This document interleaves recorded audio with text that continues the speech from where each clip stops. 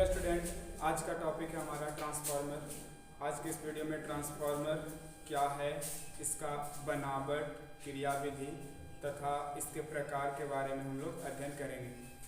Transformer का overall total बात करें तो काफ़ी कुछ इसके बारे में बनावट, क्रियाविधि से लेकर हर चीज़ पढ़ना है, जिसके लिए आज का ये वीडियो पर्याप्त होगा। अगर आप इसको अच्छे से अध्ययन करते, अच्छे से देखते तो आपको कहीं भी कोई समस्या ना हो। सबसे पहला बात है कि ट्रांसफार्मर है क्या। तो ट्रांसफार्मर एक यंत्र है जो विद्युत ऊर्जा को बिना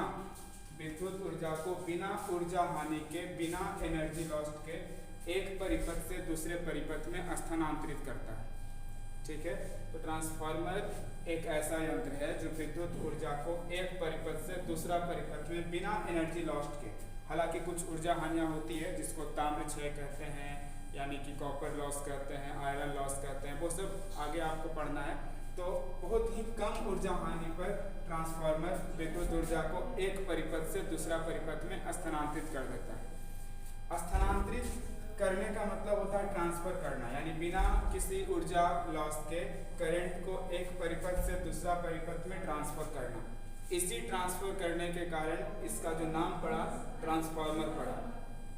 अब ट्रांसफार्मर अपने कार्य के अनुसार दो प्रकार के होते हैं। ट्रांसफार्मर एक ऐसा होता है जो बहुत उच्च वोल्टता के प्रत्यावर्ती धारा को, हाई वोल्टेज के करंट को निम्न वोल्टेज के करंट में परिवर्तित करता है, और एक ट्रांसफार्मर होता है जो निम्न वोल्टता के करंट को, निम्न वोल्टता के प्रत्यावर्ती धारा को उच्च वोल्टता में परिवर्तित करता है। तो ट्रांसफार्मर यहाँ से इस पॉइंट से आपको पता चला कि दो प्रकार के होते हैं ट्रांसफार्मर।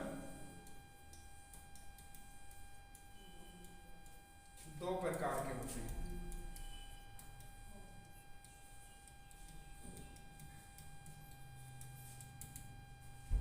एक को कहते हैं ऊंचाई ट्रांसफार्मर, ऊंचाई ट्रांसफार्मर, ऊंचाई ट्रांसफार्मर, और एक होता है अपचाई ट्रांसफार्मर, अपचाई ट्रांसफार्मर। इसको बोलते हैं स्टेप अप। ऊंचाई ट्रांसफार्मर को बोलते हैं स्टेप अप ट्रांसफार्मर। इसको बोलते हैं स्टेप डाउन ट्रांसफार्मर।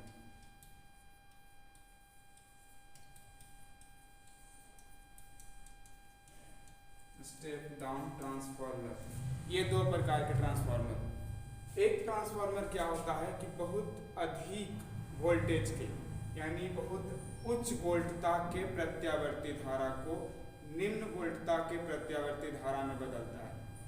उच्च वोल्टता के प्रत्यावर्ती धारा को निम्न वोल्टता के प्रत्यावर्ती धारा में बदलने वाले ट्रांसफार्मर को अपचाई ट्रांसफार्मर कहते हैं। जो हाई वोल्टेज को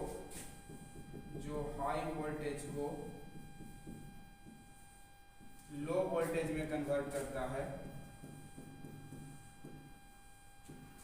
उसे अपचाई ट्रांसफार्मर कहते हैं, यानी स्टेप डाउन ट्रांसफार्मर कहते हैं।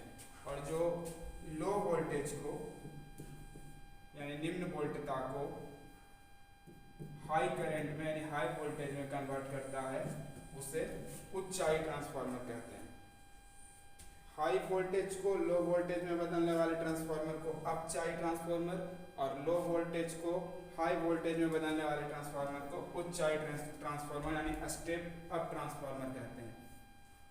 तो ये उसके कार्य के अनुसार, उसके वोल्टता में परिवर्तन करने के अनुसार दो प्रकार के ट्रांसफार्मर हो गए, ऊंचाई ट्रांसफार्मर और एक अपचाई ट्रांसफार्मर। अब ट्रांसफार्मर आप लोग सब कहीं ना कहीं देखे ही होंगे। केवल वो ट्रांसफार्मर जो सड़क के किनारे आप देखते होंगे लगे होते हैं, केवल वो ट्रांसफार्मर की हम बात नहीं कर रहे हैं। जितने भी ट्रांसफार्मर हैं, चाहे वो स्टेप अप हो या स्टेप डाउन हो, जैसे हम लोग प्राय देखते हैं कि 11,000 वोल्ट अगर आता है ट्रांसफार्मर में, तो उसको काफ़ी कम वोल्टेज में बदल के हमें सप्लाई दिया जाता है। तो वो कौन सा ट्रांसफार्मर होगा? तो वो हाई वोल्टेज के वोल्टता के प्रत्यावर्ती धारा को लो वोल्टेज में बदल रहा है, यानी वो एक अपचाई ट्रांसफार्मर होगा। तो इसी तरह से कुछ ट्रांसफार्मर होते हैं जो लो वोल्टेज के प्रत्यावर्ती धारा को हाई वोल्टेज में कन्वर्ट करते हैं, तो वो ऊंचाई ट्रांसफार्मर होते हैं। तो इस प्रकार ट्रांसफार्मर तो बहुत हैं, लेकिन मुख्यतः सभी ट्रांसफार्मर में 3 अंग ही प्रमुख हैं। सभी ट्रांसफार्मर में ये 3 अंग, एक क्रोड जिसको परतदार क्रोड कहते हैं, परतदार क्रोड, और एक प्राथमिक कुंडली और एक द्वितीयक कुंडली। ये 3 चीज कॉमन है जो सभी ट्रांसफार्मर का बेसिक चीज है। परतदार क्रोड, एक प्राथमिक कुंडली प्राइमरी कॉइल और एक द्वितीयक कुंडली यानी सेकेंडरी कॉइल। तो जितने भी ट्रांसफार्मर होते हैं उसका बनावट कुछ इस तरह से होता है कि कई सारे आयताकार क्रोड नर्म लोहा के बने, नर्म लोहा का बना कई सारे आयताकार क्रोड के, ये देख सकते हैं ये क्रोड है, इस तरह से कई सारे आयताकार क्रोडों को जो नर्म लोहा का बना होता है एक पे एक करके सरिया दिया जाता है। लेकिन उस टाइम ध्यान दिया जाता है कि उसके बीच में कोई विद्युत रोधी पदार्थ डाला गया ताकि करंट एक दूसरे के टच में ना रहे। तो सभी क्रोडों को परतदार, ये जितने भी क्रोड हैं नर्म लोहा के बने, सभी को एक के बाद एक करके सरिया दिया जाता है और उसके बीच में विद्युत रोधी पदार्थ डाल दिया जाता है। उस तरह से इसे अरेंज करने के बाद एक तरफ मोटे तार का, जो प्राथमिक कुंडली देख रहे हैं ना, ये एक मोटे तार का बना होता है, मोटे तार का बना एक कुंडली, इस तरह से इस पर लपेट दिया जाता है एक मोटे तार से।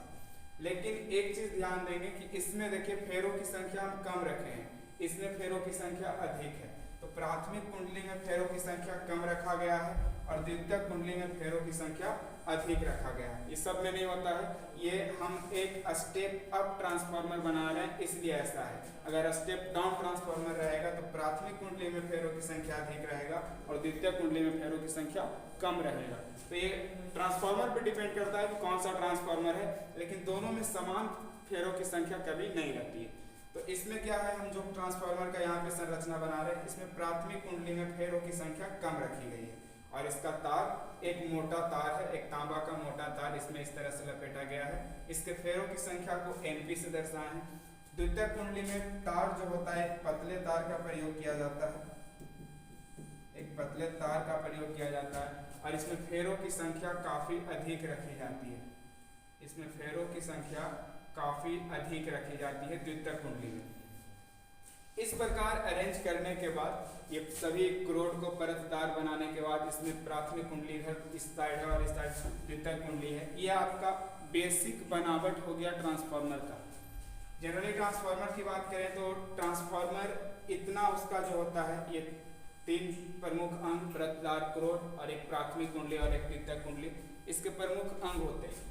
इसमें प्राथमिक कुंडली को किसी AC सोर्स से यानी प्रत्यावर्ती धारा स्रोत से जोड़ दिया जाता है। AC सोर्स से जोड़ने के बाद हम AC सोर्स क्यों बोल रहे हैं, एक चीज याद रखिएगा कि ट्रांसफार्मर केवल और केवल प्रत्यावर्ती धारा सर्किट में ही काम करेगी, कभी भी दिश धारा के लिए ट्रांसफार्मर कार्य नहीं करता है। तो इस AC परिपथ को जोड़ दिया, इस प्राथमिक कुंडली को किसी AC परिपथ से जोड़ दिए। अब जोड़ने के बाद इससे जो करंट जाएगा इसको AC सर्किट से किसी ऐसी सर्किट से जोड़ दिया गया, तो इससे अब जो इसमें करंट जाएगा इस कुंडली में, इस तरह से जब करंट प्रवाहित होने लगेगा तो इस कुंडली के आसपास चुंबकीय फ्लक्स उत्पन्न हो जाएगा, इस कुंडली के आसपास चुंबकीय फ्लक्स उत्पन्न हो जाएगा। अब ये चुंबकीय फ्लक्स में प्रत्यावर्ती धारा का मान और दिशा में लगातार परिवर्तन होते रहता है। तो प्रत्यावर्ती धारा के मान में लगातार परिवर्तन होने से इस कुंडली के फ्लक्स में भी लगातार परिवर्तन होगा। अब ये फ्लक्स है जो इस द्वितीयक कुंडली को भी प्रभावित करेगा, क्योंकि दोनों के बीच का दूरी ज्यादा नहीं है, दोनों पास में है, तो इस कारण से इसका जो फ्लक्स है इस द्वितीयक कुंडली को भी प्रभावित करेगा और इसके कुंडली में प्रत्यावर्ती धारा प्रवाहित है, इसके मान में लगातार परिवर्तन हो रहा है, इसके दिशा में लगातार परिवर्तन हो रहा है, इसके कारण इस कुंडली के चुंबकीय फ्लक्स में भी लगातार परिवर्तन हो रहा है। अब इस चुंबकीय फ्लक्स में परिवर्तन होने के कारण फैराडे के नियम से आप लोग पढ़े होंगे कि अगर किसी कुंडली के आसपास चुंबकीय फ्लक्स में परिवर्तन किया जाए तो उसमें प्रेरित धारा प्रेरित विद्युत वाहक बल उत्पन्न हो जाता है। तो सेम वही घटना यहाँ पर होता है। इसके चुंबकीय फ्लक्स में परिवर्तन होने के कारण ये इसके पास एक कुंडली लगा हुआ है जिसमें लगातार प्रेरित धारा और प्रेरित विद्युत वाहक बल उत्पन्न होता है। अब इस कुंडली के फ्लक्स में परिवर्तन से इस कुंडली में धारा और विद्युत वाहक बल उत्पन्न हो रहा है। तो ये कौन सा प्रेरण है? चुंबकीय प्रेरण दो प्रकार के होते हैं, स्वप्रेरण और एक अन्योन्य प्रेरण। तो ये जो प्रेरण है अन्योन्य प्रेरण है, म्यूचुअल इंडक्शन। स्वप्रेरण यानी सेल्फ इंडक्शन में क्या होता है कि उसके आसपास चुंबकीय फ्लक्स में परिवर्तन कराने से उसी में प्रेरित धारा और विद्युत वाहक बल उत्पन्न होता है। जबकि अन्योन्य प्रेरण में क्या होता है कि किसी कुंडली के चुंबकीय फ्लक्स और चुंबकीय फ्लक्स में परिवर्तन कराने से उसके आसपास स्थित दूसरे कुंडली में प्रेरित धारा और विद्युत वाहक बल उत्पन्न हो जाता है। तो अगर कहा जाए कि ट्रांसफार्मर किस सिद्धांत पे कार्य करता है, तो यहाँ से पता चला कुछ अन्योन्य प्रेरण के सिद्धांत पर ट्रांसफार्मर कार्य करता है। एक कुंडली के फ्लक्स में परिवर्तन होने से दूसरा कुंडली में यानी द्वितीय कुंडली में प्रेरित धारा और विद्युत वाहक बल उत्पन्न होते हैं। अब ये प्रेरित धारा और विद्युत वाहक जो उत्पन्न होता है ये हमारा आउटपुट होता है, ये हमारा आउटपुट होता है। यानी प्राथमिक कुंडली है जो एसी सोर्स से जोड़ा जाएगा, जो सोर्स हम लोग लेके आ रहे हैं, और द्वितीय कुंडली होगा जो आउटपुट होगा। अगर ये स्टेप अप ट्रांसफार्मर है तो इसका प्राथमिक कुंडली से दिया गया वोल्टेज लो होगा तो ये सेकेंडरी कुंडली हाई वोल्टेज देगा। जबकि अगर यह स्टेप डाउन ट्रांसफार्मर है तो अगर प्राथमिक कुंडली से दिया गया वोल्टेज हाई है तो ये क्या कर देगा, उस वोल्टेज को लो करके प्रस्तुत करेगा। दोनों ट्रांसफार्मर का अपना अपना अलग अलग कार्य है, लेकिन दोनों का बनावट की बात करें तो सेम इसी तरह से होगा, प्राथमिक कुंडली और द्वितीय कुंडली। अंतर बस ये है कि अगर कोई स्टेप अप ट्रांसफार्मर है, स्टेप अप ट्रांसफार्मर है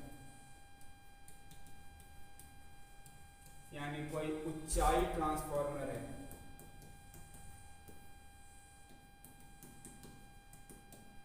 तो उसमें फेरों की संख्या में, और कोई स्टेप डाउन ट्रांसफार्मर है तो उसके फेरों की संख्या में अंतर होगा।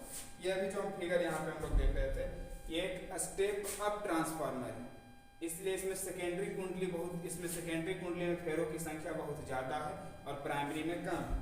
ये वाला अगर स्टेप अप ट्रांसफार्मर है तो इसमें क्या हो जाएगा कि NS जो है ये बहुत अधिक होगा, इसमें फेरों की संख्या NP से। NS का मतलब सेकेंडरी कुंडली में फेरों की संख्या, NP का मतलब प्राइमरी कुंडली में फेरों की संख्या। वही अगर दूसरा ट्रांसफार्मर स्टेप डाउन ट्रांसफार्मर रहेगा यानी अपचाई ट्रांसफार्मर होगा, अपचाई ट्रांसफार्मर होगा,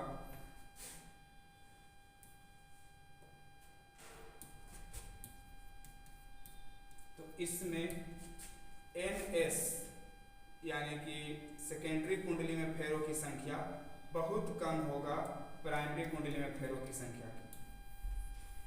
डिपेंड करता है कि कुंडली में फेरों की संख्या कैसा है। अगर सेकेंडरी कुंडली में फेरों की संख्या अधिक रखते हैं प्राइमरी कुंडली से तो वो एक स्टेप अप ट्रांसफार्मर होगा, और अगर सेकेंडरी कुंडली में फेरों की संख्या कम रखते हैं प्राइमरी कुंडली से तो वो एक अपचाई यानी स्टेप डाउन ट्रांसफार्मर होगा। तो ट्रांसफार्मर किस प्रकार व्यवहार करेगा ये पूरी तरह से फेरों की संख्या पर निर्भर करती है। तो ये दोनों ही ट्रांसफार्मर एक ही बनावट से कार्य करता है, बस अंतर होता है तो उसके फेरों की संख्या में। अब ये परतदार जो क्रोड बनाए जाते हैं इस तरह से एक के ऊपर एक को अरेंज करके, तो इसके बीच कुछ विद्युत रोधी पदार्थ डाल दिए जाते हैं। विद्युत रोधी पदार्थ इसलिए डाल दिए जाते हैं कि भंवर धारा उत्पन्न ना हो। भंवर धारा जिसको ईडी करंट कहा जाता है। भंवर धारा एक ऐसा धारा होता है वो उसी का विरोध करता है जिसके कारण उत्पन्न हो रहा है। लेंज का नियम में प्रेरित धारा के बारे में बताया गया कि जिस प्रेरित धारा की दिशा कुछ इस प्रकार होती है कि वह उस करंट का ही विरोध करती है जिसके कारण उत्पन्न हुआ। तो भंवर धारा एक प्रेरित धारा का रूप है, ये उस करंट का ही विरोध करेगा जिसके कारण उत्पन्न हुआ, जिससे ऊर्जा लॉस बहुत ज्यादा होगा, ऊर्जा हानि बहुत ज्यादा होगा। उसको कम करने के लिए ये क्रोड को परतदार बनाया जाता है।